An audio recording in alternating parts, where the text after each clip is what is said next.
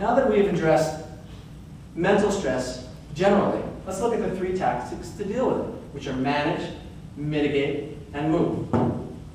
Manage. There was a video that surfaced on the internet not too long ago, and it's a perfect case of traffic-related road rage gone amok. Two cars pull into the scene, three guys get out of one, another guy gets out of the other, and the three guys proceed to beat the bejesus out of this guy. I said bejesus, right? J-E-E-Z-E-S. Out of this one guy, right? And they leave him to fend for himself. Now, the authenticity of the video is come into question, whether it was rigged or not. But the mental stress that translated into physical violence is all too commonplace. Now, when you think about Lakeshore Drive, it's a fantastic thoroughfare, non-peak hours. During peak hours, it's a complete traffic nightmare.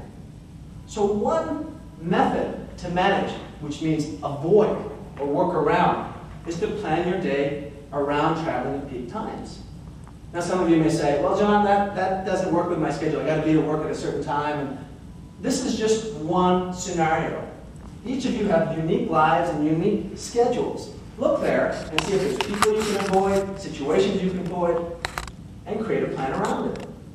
Now, sometimes there is no choice but to deal with a stressful situation. You can't work around it. You can't avoid it. So what do? You lessen the blow. You mitigate it. Has anyone here ever had to speak to a group before, perhaps to do a presentation, or perhaps to give a toast? Right? Hand gets a little clammy, kind of sweat around your neck like mine is right now, get a little bit nervous. It happens to the best of us. You can imagine a professional athlete before a ball game, a comedian before a show, an Illinois governor before he gets impeached. Right? Second to death, public speaking is the single most stressful situation in most people's lives. And so what do? How do you mitigate it? Well, you create a ritual. And I'll give you an example. In my own life, before every presentation, I do the following.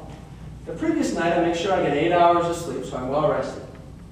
Next morning, I have a very good breakfast. And then I drink 1 liter of water. After that, about an hour and a half before the presentation, I go to the gym and I get 15 to 20 minutes of high-intensity exercise to flush my system, all of the stress hormone cortisol that's flowing through my system. After the gym, then I make sure I take a 2 to 3 minute ice-cold shower, right?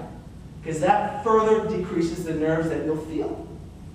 Prior to the event, about 1 or 2 minutes, you'll see me on the outside of the room, sitting there, breathing deeply, and visualizing the presentation. Now, these are all scientific tactics that are used independently to reduce stress. But when you combine as many as you can, what you end up doing is actually mitigating the effects of stress. Just create your own combination. And lastly, the third one, move. It doesn't require a story or any type of analogy. It's very simple. When your body is stressed, stress hormone cortisol is flowing through your system. That's what gives you the energy to do what you need to do in a stressful situation. It's basically the same energy that gives a zebra the opportunity to run away from a lion in the middle of the African Sahara so it doesn't get eaten. But in the African Sahara, the zebra eventually stops because he either stops because he dies or he stops because he gets away. But in the workplace, we have no such outlet. We run and run and run and run and run. There's no escape. If you go back to the zebra analogy, what happens if he stops running? Or if he doesn't stop running? He's going to run himself to death eventually. So the third solution is simply to move. Get the bad hormones out of your body, the bad hormone cortisol out of your body, and fill your body with the good hormone dopamine, which will lessen the stress. So in conclusion, to wrap things up, we touched on 2 things. Mental stress, acute versus chronic. Acute is fine. You need that to get sudden jolts of energy to do things, to survive in this world. Chronic stress is when you're at that elevated levels for a long period of time. That's the precursor to all the ailments you read about. And the 3 tactics are the following. You manage, which means avoid. You mitigate, which means you lessen the blow. And then finally you move, which means you flush your system. Thank you.